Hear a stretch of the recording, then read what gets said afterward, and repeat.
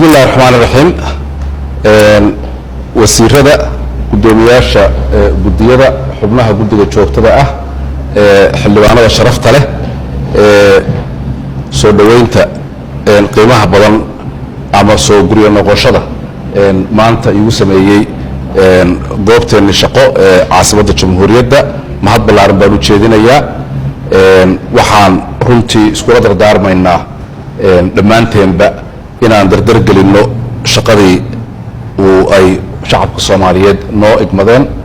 oo wax badan ay qabyo ka tahay oo la doonayo inaan qarankeena u qabanno waxaan rajo weyn ka qabnaa in xildhibaanada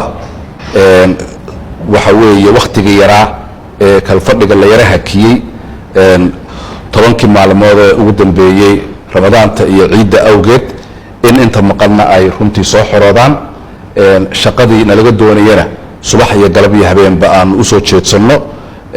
arrimaha amniga ha ahaato arrimaha siyaasadda ee qabyada ha ahaato dib u eegista dastuurka ha ahaato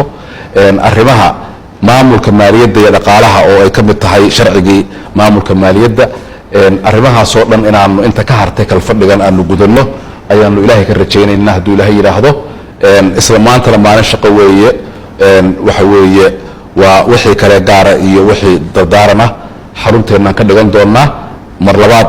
aad iyo aad baad u mahadsantihiin wassalaamu calaykum waraxmatullaahi wabarakaatuh